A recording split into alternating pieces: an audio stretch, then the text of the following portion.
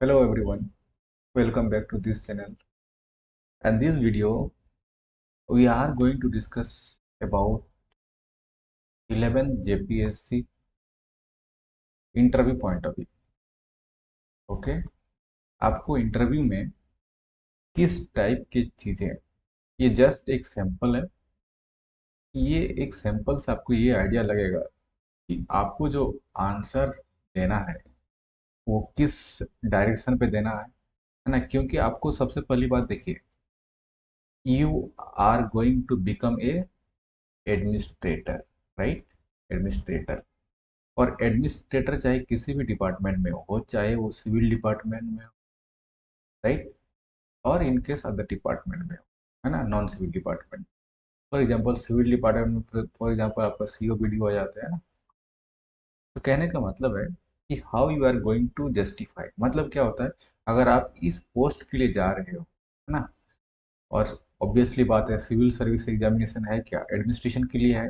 तो अगर आप इस पोस्ट के लिए जा रहे हो, तो और इस पोस्ट का सबसे बेसिक क्राइटेरिया क्या होता है कि आपके पास ऑथोरिटी होना चाहिए. ऑथोरिटी इन एसेंस, जब आप बन जाओगे तो ऑथोरिटी मिलेगा, लेकिन उस ऑथोरिटी को शो करने के लिए, है ना, कि मेरे आई एम द जेन्युइन कैंडिडेट, है ना, क्योंकि मेरे पास वो सारे गुण हैं, उस अथॉरिटी के सारे गुण हैं ना, जो एक सीईओ में होना चाहिए, एक बीडीओ में होना चाहिए. दैट मीन्स कि you have to proof yourself as a authority. That means कि आपका हर आंसर में, कहने का मतलब हुआ कि हर आंसर में, और यू कैन से हर आपका जो रेस्पॉन्स होगा क्वेश्चन का बोर्ड मेंबर के द्वारा, हर आंसर में वो अथॉरिटी देखना चाहिए.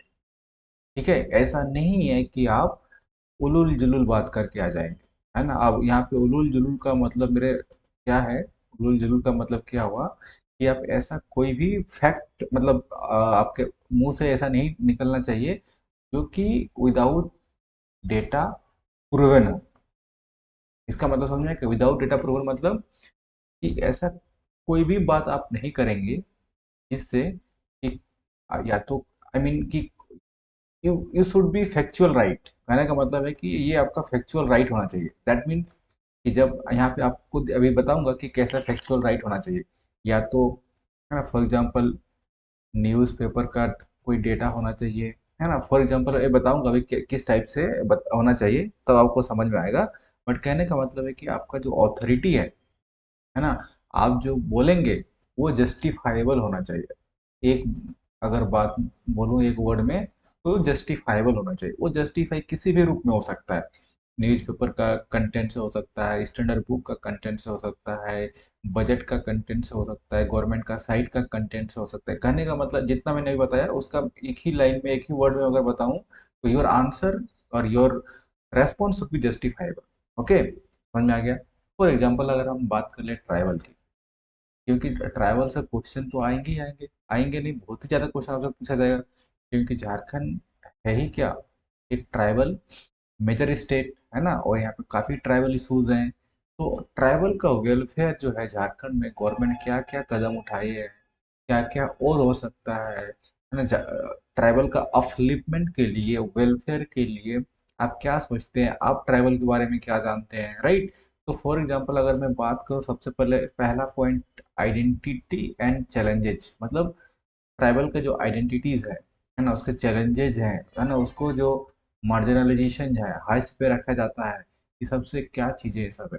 तो देखो सबसे पहले फ्रेंड्स, है ना, जो जस्टिफाइबल है और जिसकी मैं बात कर रहा हूँ, आप सबसे पहले देखिए, आपको सबसे पहले देखिए, जैसे कि बताया कि on tribal identities and challenges, है ना. तो मैंने यहाँ पे वही चीज़ बताया था कि ट्राइबल का आइडेंटिटी और चैलेंजेस, तो आपको किस टाइप से आपका जो आंसर होना चाहिए ना, ये जरूरी नहीं कि आपका बिल्कुल है ना कि इसी इसी डायरेक्शन पे होना चाहिए.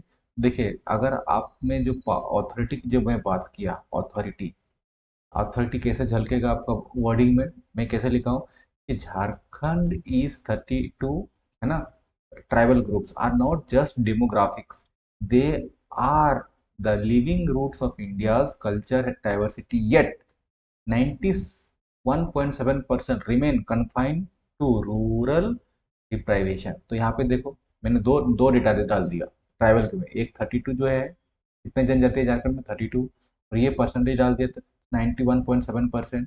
इसका मतलब क्या हुआ हिंदी में देखो, झारखंड के 32 जनजातीय समूह केवल जनसांख्यिकी नहीं है। वही मैं बोल रहा हूँ कि Jharkhand 32 tribals groups are not just demographics. तो यहाँ से एक पता चल गया कि आपको जनजाति के बारे में आइडिया भी है। तो ये भारत की सांस्कृतिक विविधता, मतलब जो कल्चरल डाइवर्सिटी है, की जीवित जड़ें हैं, फिर भी 91.7% ग्रामीण अभाव तक ही सीमित। समझ रहे हैं कि मतलब majority they are still into rural deprivation. तो आपका जो, देखिए बात करने का तरीका कैसे चेंज हो गया। आपने ट्राइबल का जो आइडेंटिटी है, वही में बताया कि उसकी जो है कल्चर आइडेंटिटी और चैलेंजेस, दोनों इसमें आपका शामिल हो गया। क्या हो गया, आइडेंटिटी के रूप में हम क्या पहचान के रूप में बता सकते हैं कि सांस्कृतिक जो विविधता है, कल्चरल डाइवर्सिटी की जीवित जड़ें हैं। देख रहे हैं आपका वर्डिंग में कितना वजन है, कि कितना वजन है। ये ऐसा नहीं कि सिर्फ आपको इंटरव्यू में काम आएगा, ठीक है। सेम चीज अगर आप मेंस पे इस टाइप का लिख देते हो कंटेंट, है ना, मेंस में, तो आपका सिलेक्शन, मतलब उस पेपर में आपका नंबर बहुत ही अच्छा आने की संभावना है, पॉसिबिलिटीज है। सिमिलरली, ये मैंने पहला पॉइंट आपको बता दिया। तो इसका मतलब जो इस टाइप का जब आप स्टेटमेंट देंगे, तो आपका ऐसा बहुत कम ही होगा कि इस टाइप का, जो ऐसा नहीं है कि कोई नहीं दे पाएगा, आपका जो कंपटीटर है ना, आपका कंपटीटर भी इस टाइप का जवाब दे सकता है, जो काफी गहराई से पढ़ा हुआ है, ठीक है। तो आप भी इस चीज को, इसका मतलब क्या होगा जब इस टाइप का आप चीजें बताएंगे कि देखिए हमारा जो ट्राइबल्स हैं, they are not just a demographics, है ना, वो सिर्फ जनसंख्या की नहीं है कि झारखंड में इतने परसेंटेज है और इतना नंबर ऑफ ग्रुप्स हैं, वो नहीं, that's not the case. They are not just demographics. ये भारत की संस्कृति की विविधता की जड़ें हैं, जीवित जड़ें, और फिर भी हमारे ग्रामीण अभाव तक ही सीमित है, राइट। ओके, आपका आंसर देखो कैसे, कैसा मतलब चेंज हो गया जस्ट एक झटके में। सेकंड पॉइंट, व्हेन, अब ये भी यहाँ पे एक और डेटा दे दिया, ये सेकंड पॉइंट हो गया हमारा, है ना। ये पहला पॉइंट मैंने आपको बता दिया। सेकंड पॉइंट में जब आप इंटरव्यू में, अगर ऐसा नहीं कि, देखिए आपका क्वेश्चन तो आएगा, है ना, ट्राइबल से, नो डाउट। क्या रहा है कि सेकंड पॉइंट देखिए, तो when 26.2% of Jharkhand population is tribal. आपको पता है कि झारखंड का जो पॉपुलेशन, टोटल पॉपुलेशन, अब यहाँ पे पता होना चाहिए कि झारखंड का टोटल पॉपुलेशन क्या है। मैं आप पे छोड़ता हूँ, आप बताना कमेंट करके झारखंड का टोटल पॉपुलेशन क्या है। बट जितना भी पॉपुलेशन है, मान के चलो एक्स, तो एक्स का 26%, है ना, ये पॉपुलेशन है, क्या है, ट्राइबल है, जनजातीय है।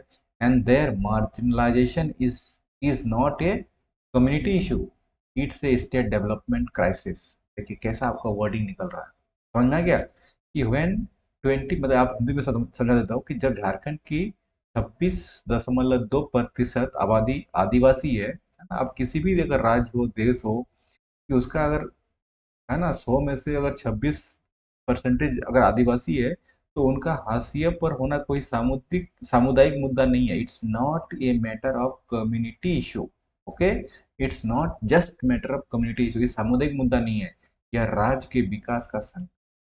आप देखिए कैसे आपका वर्ड निकल रहा है। तो आपने यहाँ पे भी दो, मतलब एक फैक्ट ये डाला, और यहाँ पे झारखंड का पॉपुलेशन अगर आप बोल पाते तो और अच्छी बात है। तो ये जो आप नॉर्मल अगर ऐसे कोई बोलता कि बताइए कि आप ट्राइबल का क्या इशू है, तो आप बहुत लोग बोलेंगे कि झारखंड का ट्राइबल में बहुत इशू है, वो आपका मेन स्ट्रीम में नहीं आते हैं, है ना, उनका डेवलपमेंट नहीं हो पा रहा है, वो झारखंड सरकार बहुत काम कर रही है, ऐसा, ये वो आवास है, ये योजना है, वो स्कीम्स है, आप ऐसे करके निकल जाते। बट नहीं, ध्यान रखिएगा, आपका जो इंटरव्यू बोर्ड में एक एक वर्ड आपका जो मुंह से निकलेगा, है ना, every word will be counting, okay, and every word should have authority, जो मैंने आपको पहले बताया, हर एक वर्ड में आपका ऑथोरिटी दिखना चाहिए। तो सेकंड पॉइंट ये हो गया। थर्ड पॉइंट देखिए, तो ये आगे समझिए, पहला पॉइंट फिर से समझा देता हूँ कि झारखंड के 32 जनजातीय समूह केवल जनसंख्या की नहीं है, नॉट जस्ट डेमोग्राफिक्स, वे भारत की सांस्कृतिक विविधता की जीवित जड़ें हैं, फिर भी। अब ये आप बोले ऐसा, ये नंबर कहाँ से लाया, ये नंबर आपको इकोनॉमिक सर्वे में मिल जाएगा, ऑलराइट। चलो, सेकंड पॉइंट, जब झारखंड की 26.2% है ना, प्रतिशत आबादी आदिवासी है, तो उनका हाशिए पर होना कोई सामुदायिक मुद्दा नहीं है, यह राज्य के विकास का संकट है, ऑलराइट। ओके, थर्ड पॉइंट पे आते हैं। पीवीटीजी, इसका मतलब क्या होता है ना, यहाँ उसका मतलब मैंने फुल फॉर्म यहाँ पे लिख दिया हूँ, पीवीटीजी मतलब पर्टिकुलरली वनरेबल ट्राइबल ग्रुप, मतलब विशेष रूप से कमजोर जनजातीय समूह, जैसे असुर वगैरह हो गया है ना, बिरहोर असुर जो भी है, उस टाइप के ग्रुप कह रहा है कि पीवीटीजी लाइक द बिरहोर और सवर आर नॉट बैकवर्ड। चलो इसको इरेज करते हैं ना, थोड़ा कचरा हो गया, इरेज करते हैं। ये कह रहा है कि PVTGs like Birhor or I mean ants are not backward. They are victim of systematic exclusion with literacy rates stagnating below 2%। मतलब बिरहोर और सावर जैसे पीवीटीजी, वही मैं बता रहा हूँ कि विशेष रूप से कमजोर जनजातीय समूह। अब जनजातीय समूह में भी जैसे 32 जनजातीय समूह है, 32 में भी बहुत सारे क्या है, विशेष रूप से कमजोर है, जिसमें जिस टाइप मतलब कौन कौन से, फॉर एग्जाम्पल बिरहोर और सावर, ये पिछड़े नहीं हैं, सिर्फ पिछड़े नहीं है, ये जो प्रणालीगत है ना बहिष्कार, दैट मीन्स कि सिस्टमेटिक एक्सक्लूजन, बहिष्कार जिसको बोलते हैं, कि शिकार है, जिनकी साक्षरता दर 20% से भी कम है। ठीक है, तो इसका मतलब यहाँ पे भी आपने एक डेटा डाल दिया, देख रहे हैं यहाँ पे भी डेटा डाला है ना, या मतलब पॉइंट नंबर 1 पे भी डाला, पॉइंट नंबर 2 में भी डाला, पॉइंट नंबर 3 पे भी डाला। तो मैं ये बोल रहा हूँ कि आपका हर आंसर पे, जो मैं देखो हाईलाइट कर रहा हूँ, दीज आर कॉल्ड ऑथोरिटी, आपका ऑथोरिटी को शो कर रहा है कि यस, है ना, आपका जो स्किल्स है और यू कैन से आपका नॉलेज है, पीटी में टेस्ट हो गया है, दैट इज फाइन, मेंस में टेस्ट हो गया है, that is also fine. How about your authority? और ऑथोरिटी कैसे झलकता है? by giving this type of statement like demographics, है ना, marginalization, it's not a community issue, state development crisis, है ना, पीवीटीजीज, और उसके बाद लाइक सिस्टमेटिक एक्सक्लूजन, ये सब अब हर वर्ड का एक काफी ब्रॉडर मीनिंग होता है। ठीक है, हर ये सब जो वर्ड है ना, सिस्टमेटिक एक्सक्लूजन, आपको वहाँ पे जब जब तक आप इंटरव्यू का प्रिपरेशन अच्छे ढंग से नहीं करके जाएंगे, ये सब आपका वर्ड शायद ही आपके मुंह से निकल पाएगा। ठीक है, फॉर एग्जाम्पल कौन सा था ये, इसका हिंदी, हाँ ये प्रणालीगत बहिष्कार। तो देखिए इस वर्ड में कितना वजन है। ठीक है, तो और प्लस आपने डेटा के साथ अपने आप को जस्टिफाई करते हैं। मैंने आपको क्या बताया था कि योर आंसर और वर्ड शुड बी जस्टिफाइबल, जो भी आप बोलना चाह रहे हैं दैट शुड बी जस्टिफाइबल। तो मैंने आपको बता दिया कि कैसे जस्टिफाई करोगे। this kind of data you have to put forward with the board members। तो आ गया समझ में? तो सेकंड पॉइंट पे जाते हैं। सेकंड में मैंने यहाँ पे बताया था एजुकेशन एंड स्कॉलरशिप, है ना, उसका मैंने बताया कि जब वेलफेयर की बात करते हैं, जनजातीय का वेलफेयर की बात करते हैं, तो हम अपलिफ्टमेंट की बात करते हैं। ठीक है, अपलिफ्टमेंट की बात करते हैं, तो आपको अब अपलिफ्टमेंट कैसे होगा, है ना, by providing education and scholarship, है ना, टू ट्राइबल्स। तो आपको अब कैसे इसको जस्टिफाई करोगे आप? तो फिर वही, कैसे अपने आप को जस्टिफाई करोगे एंड कैसे आपको अपने आप को अपना जो अथॉरिटी है आप पेश करोगे बोर्ड मेंबर के साथ कि आई am the top most candidate for you, है ना, मैं जितने भी सारे इंटरव्यू के बच्चे आए हैं देने के लिए, I am the top most और I am the favourite, one of the favourite candidate for this post, है ना, I am the most favourite candidate for this post और one of the favourite candidate for the post, just by providing justification and authority by yourself। तो कह रहा है कि scholarship for ST student, मतलब tribal की बात कर रहे हैं, are not a charity, they are reparation of centuries to deny opportunity. मतलब ये पहला पॉइंट हो गया, ये सेकंड पॉइंट हो गया, ये थर्ड पॉइंट हो गया। यहाँ पे हम क्या कहना चाह रहे हैं कि एसटी जो छात्रों के लिए छात्रवृत्ति दान जैसा नहीं है ना, ये दान नहीं है, वे सदियों से वंचित अवसरों की भरपाई कर रहे हैं या तो कर रही है। समझ रहे हो कैसा आपका, देखिए स्टेटमेंट कैसे चेंज हो जा रहा है ना। आप ऐसा मत सोचो कि जो हमने एजुकेशन पे हमने क्या दिया, स्कॉलरशिप दे दिया आदिवासियों के लिए, तो आप ऐसा मतलब नहीं सोचना चाहिए कि वो सब दान के रूप में दे रहे हो ना, जैसे कि कोई भीख मांग रहा है तो आपने दान दे दिया। No, it's not that the case. They are, वे सदियों से वंचित अवसरों की भरपाई कर रहे हैं, जो अब सदियों से डिनाइड अपॉर्चुनिटीज को मिला नहीं है, just they are in the face of preparation, right. तो again this it shows, this statement what it shows, authority, है ना, कि किस अथॉरिटी के साथ आपका आंसर गोली की तरह फायर हो रहा है।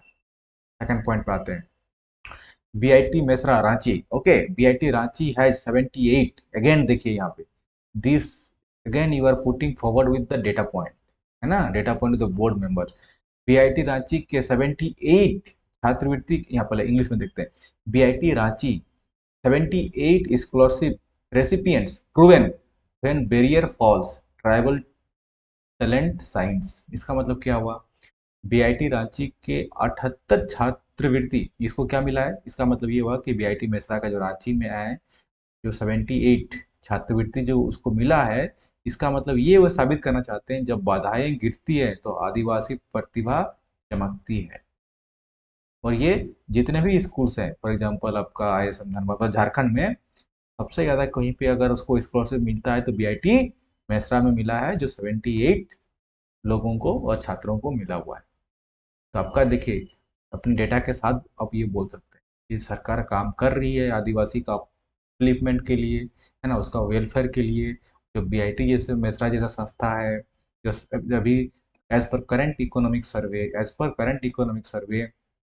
78 लोगों को छात्रवृत्ति आ, मिला हुआ है। तो इसका मतलब ये होता है कि छात्र अगर अगर हम उसको प्लेटफॉर्म दें, आदिवासियों को हम अगर प्लेटफॉर्म दें, तो इट्स नॉट द केस कि वो ये नहीं कर सकते हैं। That's why when the barrier falls tribal talent science, मतलब आप ये बोलना चाहते हो कि अगर उसको प्रॉपर अवसर दिया जाए, है ना, तो आप वो लोग भी परफॉर्म कर सकते हैं। दे आर ऑल्सो साइंस, और मैं मतलब क्या बोल साइन मतलब चमकना। और ये मैं बोला छात्रवृत्ति देना दान नहीं है, वो सदियों से वंचित रहा है। राइट, पहला पॉइंट हो गया अथॉरिटी के साथ।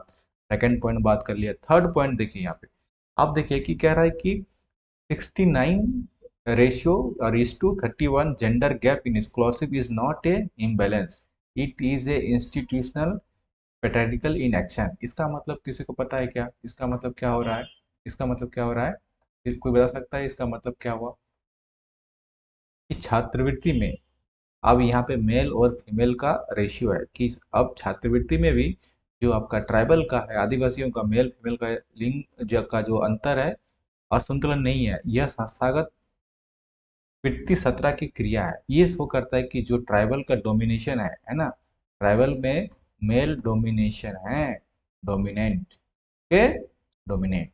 इसका मतलब ये है कि ट्राइबल का फीमेल के लिए और गवर्नमेंट को कुछ काम करने की जरूरत जरूरत है। तो यहाँ पे भी आपने फैक्ट डाला यहाँ पे। आप देखिएगा ट्राइबल जब आप पढ़ते हो ना, जितने भी जनजातीय का क्या पढ़ते हो आप, जनजातीय जब पीटी पढ़ते हो इसमें, है ना, झारखंड जीके का, तो जितने भी आप उसके संस्थागत पढ़ते हो, एडमिनिस्ट्रेटिव सिस्टम पढ़ते हो ना, जातीय प्रशासन व्यवस्था पढ़ते हो, है ना, पूरा मुंडा शासन व्यवस्था, है ना, बिरहोर शासन व्यवस्था, है ना, मुंडा हो गया, मतलब आदिवासी का जितने भी इस टाइप के हैं, तो वहाँ पे आप देखिएगा जितने भी जो मेजर मेजर पोस्ट होते हैं वहाँ पे आपके मेल वाले लोग मिलेंगे, है ना, पुरुष पुरुष वाले लोग मिलेंगे।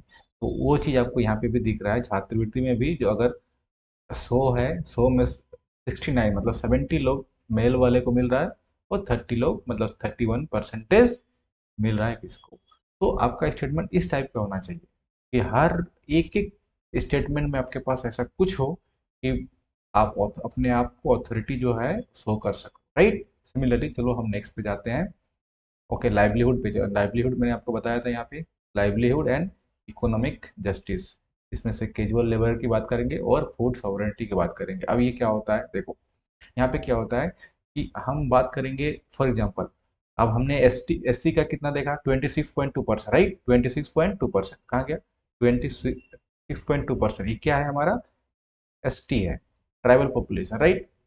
अब हम एस सी की देखेंगे, सॉरी ये भी एस टी है, ये एस टी है, बट ये मतलब ये है क्या बोलते हैं उसको, नौकरी पैसा के मामले में, है ना, नौकरी पैसा के मामले में, ठीक है। वो तो हमने 26.2% क्या देखा, झारखंड का टोटल पॉपुलेशन का इतना परसेंटेज ट्राइबल है। अब यहाँ पे हम क्या देखेंगे कि हमारा जो 29.9% है of S tea house hold depends on casual labour. तो इसका मतलब क्या हुआ कि development remain an empty promise. आप समझ रहे हैं, इसका मतलब हुआ कि जब आजीविका और आर्थिक न्याय पे बात करेंगे तो पहला पॉइंट कर रहा है कि जब 29% अनुसूचित जनजातीय परिवार आस आकस्मिक श्रम पर निर्भर है तो विकास एक खोखला वादा बनकर रह जाता है, राइट। 29% एक छोटा नंबर नहीं होता, इट्स ए बिग नंबर। और इतना बड़े नंबर आपका जो है एक कैजुअल लेबर के रूप में काम कर रहा है इतना बड़ा समुदाय का, तो आप डेवलपमेंट के नाम पे आप क्या बोल रहे हैं कि जस्ट एक खोखला वादा है, विकास नहीं है। ओके। सेकंड पॉइंट, आपको पता होगा गुमला में एक योजना चल रहा है ना, उसको क्या बोलते हैं हम, रागी रेवोल्यूशन, है ना। गुमला में रागी क्रांति चलता है, ठीक है। गुमला में उससे क्या होता है, उस क्रांति के हिसाब से क्या चल रहा है कि the ragi revolution in Gumla is not just about crop, okay, it's tribal women reclaiming food sovereignty, है ना। खासकर ये जो ट्राइबल महिलाएं हैं, है ना, जनजातीय महिलाएं हैं, तो गुमला में रागी क्रांति केवल फसलों के बारे में नहीं है। जनरली हम लोग क्या पढ़ते हैं, हरित क्रांति पढ़ते हैं, है ना। फिर आपका मिल्क रेवोल्यूशन पढ़ते हैं और भी बहुत सारे रेवोल्यूशन पढ़ते हैं, फिशरीज के बारे में पढ़ते हैं। तो कह रहा है कि रागी जो क्रांति है गुमला में, ठीक है, तो आप एग्जांपल दे सकते हैं, गुमला का जो रागी क्रांति केवल फसलों के बारे में नहीं है, यह आदिवासी महिलाओं द्वारा खाद्य संप्रभुता, तो देखिए कैसा वर्ड आपसे निकल रहा है, फूड सॉवरेनिटी। आपने जब संप्रभुता पढ़ते हो पॉलिटी में, है ना, तो आप क्या पढ़ते हो कि what is about sovereignty, right. मतलब आप पॉलिटिकल सॉवरेनिटी के बारे में पढ़ते हो, राइट। पॉलिटिकल सॉवरेनिटी मतलब राजनीतिक संप्रभुता के बारे में। यहाँ आपने एक नया टर्म ऐड कर दिया कि called food sovereignty, that means यह आदिवासी महिलाओं द्वारा खाद्य संप्रभुता को पुनः प्राप्त करने के बारे में है। तो ये आप ये नहीं बोल सकते कि this is not just about the फसल के लिए रेवोल्यूशन है ना। ये ट्राइबल वुमेन का एक reclaiming of the food sovereignty आ गया समझ में। थर्ड पॉइंट देखते हैं, इसी से रिलेटेड है ना। अब इसको थोड़ा सा हटाते हैं फिर देखते हैं। तो मैं बार बार बोल रहा हूँ कि आपका हर एक स्टेटमेंट आपका एक बुलेट की तरह होना चाहिए, है ना, बुलेट की तरह होना चाहिए, फायर होना चाहिए, जो कि शो करेगा आपका ऑथोरिटी को और आपका जेन्युइन कैंडिडेट, है ना। और you can say most favourite suitable candidate for this post, suitable candidate for this post और this job. Okay. Third point पे देखते हैं कि solar powered irrigation in Gumla. Again Gumla, Gumla में एक योजना हमने पढ़ लिया कि रागी रेवोल्यूशन, है ना। फिर गुमला में अब जो सोलर के मदद से हम जो कर रहे हैं खेती, कितना एकड़ पे कर रहे हैं, 4349 पे जब हम कर रहे हैं सोलर के माध्यम से, मतलब के हिसाब से, इसका मतलब ये शो करता है कि क्लाइमेट रेजिलेंस इस ट्राइबल रेजिलेंस। तो देखिए वर्ड क्या निकल के आ गया, है ना। तो यहाँ पे भी एक, यहाँ पे 29% ऑफ हाउस होल्ड, तो यहाँ पे क्या हो गया आपका, यहाँ पे एक डेटा निकल के आ गया, रागी रेगुलेशन एक डेटा निकल के आ गया, ठीक है। और यहाँ पे फूड सोवरेनिटी एक आपका जबरदस्त कीवर्ड निकल के आ गया, right. Similarly solar powered irrigation Gumla, ये वाला आपके पास एक डेटा निकल के आ गया। ये source climate resilience is tribal resilience, मतलब इसका मतलब समझ में आ गया कि रेजिलेंस का मतलब क्या होता है। रेजिलेंस का मतलब ये होता है कि प्रतिकूल परिस्थितियों का सामना करना। ओके। अब हम लोग बात करते हैं कि कोई अगर अनुकूल परिस्थिति है, मतलब सब कुछ आपके हिसाब से चल रहा है, तब तो उस परिस्थिति का सामना कोई सब कोई कर लेगा। आपका जो टेस्ट कब होता है, जब आपका सिचुएशन चेंज हो जाता है, अनुकूल से प्रतिकूल हो जाता है, तब आप कैसे रिएक्ट करते हो, है ना। उस परिस्थिति में अपने आप को कैसे डालते हो, कैसे उस परिस्थिति का अपने सामना करते हो। तो वही करे, जब climate resilience that means tribal resilience कह रहा है। सेकंड तो अपने पॉइंट समझ में आ गया, है ना, कि आदिवासियों के बारे में जो खाद्य संप्रभुता है बता दिया मैंने। थर्ड पॉइंट कह रहा है कि गुमला के इतना एकड़ में सौर ऊर्जा की सिंचाई से पता चलता है कि जलवायु लचीलापन आदिवासी लचीलापन है। दैट मीन्स कि हम सिर्फ क्लाइमेट, है ना, मतलब एक यू मीन टू से कि जो हम क्लाइमेट पे सिर्फ डिपेंडेंट नहीं है, मतलब कि अगर हम सिर्फ जो हम बात करते हैं रेन फेड एग्रीकल्चर की, राइट। रेन फेड एग्रीकल्चर मतलब जो हम सिर्फ मानसून की ही बारिश पे सिंचाई से डिपेंडेंट नहीं है। हमने मतलब गुमला में 4349 एकड़ में सोलर ऊर्जा के तहत सिंचाई करने से ये पता चलता है कि आदिवासी दे आर क्लाइमेट रेजिलेंस।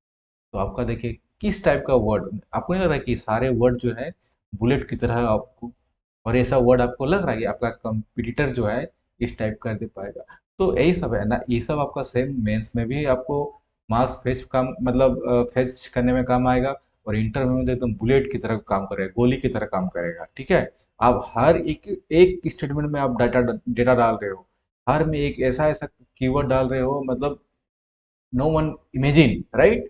चलो देखो थर्ड में आ जाते हैं। हमने फोर्थ में बताया था कि यहाँ पे देखो, एक बताया था आपको कहीं पे, हाँ, यहाँ पे देखो हाउसिंग एंड इंफ्रास्ट्रक्चर। अब ट्राइबल का अपलिफ्टमेंट है, वेलफेयर है, तो बहुत सारे डायमेंशन हो सकते हैं जिसमें से हम अब हाउसिंग और इंफ्रास्ट्रक्चर की बात करेंगे। For example housing on infrastructure, तो सबसे पहले आपको पता है कि जो योजना चल रहा है, स्कीम चल रहा है, अब वो आवास योजना है ना। तो यहाँ पे आपका एक फैक्ट हो गया, अब वो आवास योजना 8 लाख होम्स, 8 लाख, 8 लाख होम्स।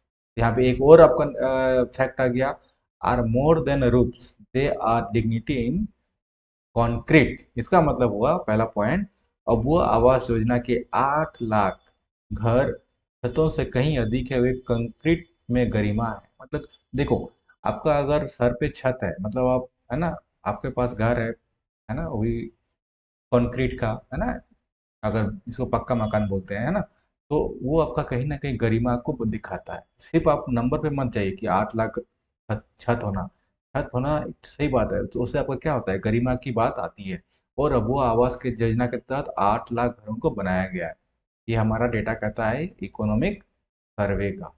तो आपने हर स्टेट देखिए, ये आपने बता दिया अब वो आवास योजना, उसके अब वो आवास योजना सबको ही बता देगा, हाँ, जो भी इंटरव्यू के लिए देगा।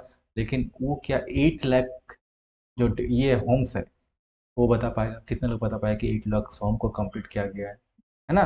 प्लस ये वाला जो स्टेटमेंट है, homes are more than roofs they are dignity, Hindi में अगर आपको देना है तो वो कंक्रीट में गरिमा है, इस टाइप से आप ये बोल सकते हैं। सेकंड, बिरसा आवास निर्माण योजना, अगेन सेकंड स्कीम, है ना, सेकंड स्कीम बिरसा आवास निर्माण योजना के तहत स्वयं सहायता समूह, जिसको हम लोग बोलते हैं सेल्फ हेल्प ग्रुप्स, है ना, सेल्फ हेल्प ग्रुप्स के लिए। अब यहाँ पे भी देखिए, एक तो आपने फैक्ट मतलब एक स्कीम का नाम डाल दिया यहाँ पे, सेकंड स्कीम बिरसा आवास निर्माण, उसके बाद सेल्फ हेल्प ग्रुप का भी नाम डाल दिया, ये आपका पहला पॉइंट, ये सेकंड पॉइंट। उसके बाद थर्ड आपने इसका अगेन फैक्ट फैक्ट डाल दिया, कितना रुपया के प्रोत्साहन रुपया के लिए भुगतान किया जाता है, तो 500 रुपया। आपने उसको क्या बोल रहा है कि 500 rupees they are incentive is not a payment. आप ये बोल सकते हो कि ये एक कोई पेमेंट नहीं है, ये कोई भुगतान नहीं है, it's a trust in grassroot governance. क्यों? क्योंकि अगर आप देखोगे सेल्फ हेल्प ग्रुप क्या है ना, आंगनबाड़ी जो केंद्र होता है, आंगनबाड़ी केंद्र, है ना, आंगनबाड़ी केंद्र, सेल्फ हेल्प ग्रुप, राइट, ये सब क्या है, ये जो आपका ग्रास रूट लेवल का डेमोक्रेसी में सब यही लोग तो आपका क्या होता है, ग्रामीण क्षेत्रों का विकास डेवलपमेंट का काम करता है ना। ग्रामीण मतलब क्या, वही ग्रास रूट लेवल पे, तो जमीनी स्तर पर काम करने वाले ही लोग हैं। सेल्फ हेल्प ग्रुप मतलब स्वयं सहायता समूह, आंगनबाड़ी केंद्र, राइट, यही सब होता है। तो आप अगर 500 दे रहे हो, मतलब गवर्नमेंट देती कितना, इसका इसका मतलब क्या हुआ कि 500 रुपया उन लोगों को मिलता है, किसको, सेल्फ हेल्प ग्रुप वालों को। किस योजना के तहत, बिरसा आवास निर्माण योजना के तहत। इसका मतलब ये नहीं कि आप उसको भुगतान कर रहे हो, या जमीनी स्तर पर शासन पर भरोसा है, दैट मीन्स जो आपके पास ग्रास रूट लेवल का गवर्नेंस है, या तो आप ये बोल लो कि लोकल गवर्नेंस है ना, लोकल लेवल पे गवर्नेंस है, शासन है। तो ये शो करता है कि आपका जमीनी का शासन है, आपका उस पर ट्रस्ट है, उसके आप पर बिलीफ है, फेथ है, राइट। तो आपके पास देखिए हर पॉइंट में आपके पास कितना दम है। सिमिलरली और बात करते हैं, है ना, आप मैया सम्मान योजना के बारे में बात करते हैं, ठीक है, मैया सम्मान योजना के बारे में। तो मैया सम्मान योजना आपको पता है कि सबसे पहले स्टार्टिंग में 1000 रुपया बोला था, बाद में बढ़ा के 2500 कर दिया था। तो यहाँ पे भी आपको क्या, अगर आपको मतलब ये दूसरा है ना, आपको उसको इसमें भी, क्योंकि ये नॉट ओनली फॉर ट्राइबल, मैं तो ये इन जनरल बता रहा हूँ, है ना, मैया सम्मान सिर्फ ट्राइबल के लिए नहीं है, आपको पता होना चाहिए, राइट। तो यहाँ तक जो मैंने आपको बताया, एक सेकंड गाइस, यहाँ तक मैंने जो आपको बताया था ट्राइबल से रिलेटेड, मैं तो इसको इन जनरल बता रहा हूँ, है ना, in general, in general, okay, in general. तो कह रहा है कि अब हम जब पॉलिसी बनाते हैं, है ना, ये पॉलिसी इनोवेशन का मतलब होता है कोई पॉलिसी के नया, क्योंकि इनोवेशन का मतलब ये फर्स्ट टाइम आया था हमारे भी रिसेंटली, राइट, हमारे बोल लो कि जब चुनाव था, इलेक्शन के टाइम पे ये आपका आया था। कह रहा है कि from 1000 rupees to 2500, the revised amount shows responsive governance. अब यहाँ पे देखिए गुड गवर्नेंस का फीचर है responsive governance, right, good governance का ये है लिसनिंग द वुमेन रियलिटीज। मतलब क्या हुआ हिंदी वालों के लिए, देखो कि 1000 रुपया से, है ना, 2025 और 500 रुपया मतलब 2500 तक संशोधित राशि महिलाओं की वास्तविकता को सुनने के लिए उत्तरदायी शासन, दैट मीन्स कि रेस्पॉन्सिव। अब रेस्पॉन्सिव गवर्नेंस क्या होता है, तो यहाँ पे आपका एक डेटा ये भी हो गया, और कितना अच्छा वर्ड आपने यूज किया, ये रेस्पॉन्सिव गवर्नेंस। आपको अगर पूछा भी नहीं, पूछा जाएगा तब भी अच्छा, नहीं पूछा जाएगा तब भी अच्छा, कि बताइए कि पहले 1000 रुपया से 2500 किया गया, क्या आपकी नज़र में सही है? तो आपके पास आंसर है यस। ये रिवाइज अमाउंट क्या शो करता है, कि रेस्पॉन्सिव गवर्नेंस को शो करता है, जो कि वीमेन की रियलिटीज को दर्शाता है। सिमिलरली सेकंड पॉइंट है कि Maiya Samman proves basic income is not a utopian dreams, it's a working model for gender just development. इसका मतलब क्या हुआ, कि जो मैया समान योजना क्या साबित करता है, ये मैया के इस नाम से लग रहा है कि ये सिर्फ फीमेल के लिए है ना, फीमेल वालों के लिए है। ये शो करता है यार, अगर यहाँ पे आपने अगर किस एज ग्रुप को टारगेट करता है तो और अच्छा होता। एज ग्रुप आपको ये बता सकते हैं कि इसका एज ग्रुप क्या है? आप जल्दी जल्दी बताइए कि इसका एज ग्रुप क्या है ना? कितने लोगों को भी याद है? कमेंट कीजिएगा कि कौन कितने एज ग्रुप को ये स्कीम मिलती है ना, स्कीम मिलती है। तो मैया समान योजना क्या साबित करती, कि बुनियादी आय कोई काल्पनिक सपना नहीं है। यस, इट्स नॉट अबाउट, है ना, एट्स यूटोपियन ड्रीम्स, या लैंगिक नियोजित विकास के लिए एक कार्यशील मॉडल है, that's is called working model for gender just development. इसलिए लैंगिक मतलब सिर्फ फीमेल के लिए। तो हर, आपका मैं बार बार बोल रहा हूँ कि हर पॉइंट पे जैसे ही आप हर एक मतलब वर्ड को बोलेंगे, तो आपके पास इस टाइप का डेटा रेडी होना चाहिए। Without data you can not talk. मैंने आपको बता दे रहा हूँ कि विदाउट डेटा, है ना, विदाउट डेटा, विदाउट डेटा, और यू कैन से डेटा अगर बोलोगे तो विद जस्टिफाइबल, वो जस्टिफाई होना चाहिए, तभी आप उस पोस्ट के लिए सुइटेबल कैंडिडेट मतलब ऑथोरिटी, और यू कैन से one of the favourite candidates of interview माने जाओगे। अगर आपके पास डेटा नहीं है, या तो आप सिर्फ मतलब आए बाएं दाएं की बात करने गए हो वहाँ पे, है ना, आए बाएं दाएं, तो फिर आप समझ जाओ कि आपका क्या होने वाला है ना। आपके पास ऐसा डेटा होना ही चाहिए आंसर के लिए। क्यों? क्योंकि पर्सनालिटी टेस्ट में आपका इस टाइप का वर्डिंग, इस टाइप के कुछ डेटास फैक्ट, ऐसा नहीं कि उसे आपसे उम्मीद लेके बैठा हुआ है कि आप ऐसा कुछ बताओ। अगर नहीं बताओगे तो इसका मतलब क्या है, कि आप जो झारखंड का कॉन्टेक्स्ट में पूरी तरह से मतलब झारखंड को समझते नहीं हो आप, कि झारखंड का क्या प्रॉब्लम है, कितने लोग वंचित हैं, कितने परसेंटेज लोगों को ये लाभुक है ना, कितने और आगे काम करने की जरूरत है। Means you are not aware of the current situation of Jharkhand. कहने का मतलब ये है कि you are not updated with current problems, है ना, not updated with current problems. तो थैंक्स गाइस, है ना। और हाँ, जिनको जिनको लगता है कि इंटरव्यू का कुछ टिप्स लेना चाहिए ना, इंटरव्यू का गाइडेंस, इंटरव्यू का गाइडेंस इस टाइप का डेटा के साथ, है ना, जो कि आपका मेजोरिटी जो पोर्शन है वो ऑलमोस्ट झारखंड से ही होगा, है ना, वो मैं आपको कवर करा दूंगा। जिसको जिसको इंटरव्यू का गाइडेंस इस टाइप का, राइट वर्ड, मैंने आपको बार बार बोल रहा हूँ कि राइट वर्ड का सिलेक्शन करना, right word plus with data, with data में भी क्या, करेंट डेटा। तो आप हमारे इंटरव्यू प्रोग्राम गाइडेंस का हिस्सा बन सकते हो। देखिए नंबर यहाँ पे दिख रहा है, यहाँ पे कांटेक्ट कर सकते हो। थैंक यू सो मच, मिलते हैं किसी और वीडियो में, तब तक के लिए बाय बाय।